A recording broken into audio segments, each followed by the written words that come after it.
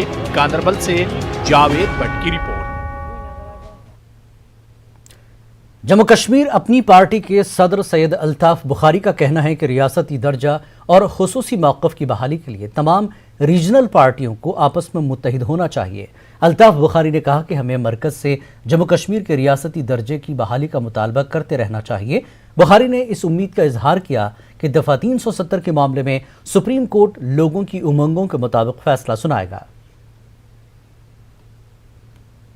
हमने खोई है अपनी स्टेटहुड, हमने अपनी पहचान खोई है, हमें फॉलो अप करना चाहिए। अगर हम इस इंतज़ार में रहें कि कोई हमें वहाँ से आके निवाला मुंह में डालेगा, शायद गलतफहमी होगी। हमें कोशिशें करती रहनी चाहिए और मैं लोगों को यकीन दिलाता हूँ कि अपनी पार्टी जो कायम हुई है खाली रियासत की शनाख्त को वापस लाने के लिए, नौकरियों का तहफ़्फ़ुज़ और ज़मीनों को तहफ़्फ़ुज़ करने के लिए, दो चीज़ों में कामयाब हो गए। इंशाअल्लाह तीसरी चीज़ में भी कामयाब हो गए।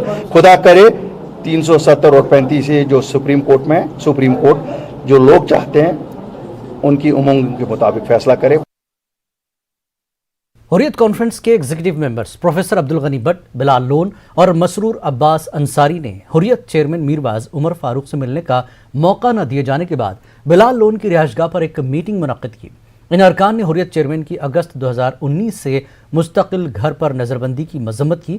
उन्होंने कहा कि मीरबाज की रिहाइशगाह के बाहर मोबाइल बंकर्स और आर्म्ड व्हीकल्स खड़ी हैं, जहां पर JK पुलिस और CRPF तैनात है और रोड को दोनों जानिब से जुज़वी तौर पर ब्लॉक करते हुए किसी को भी अंदर जाने की इजाज़त नहीं दी जा रही है।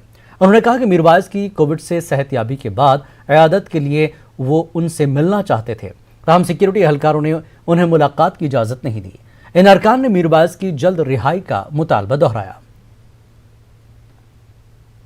वक्त एक ब्रेक के बाद फिर लौटेंगे।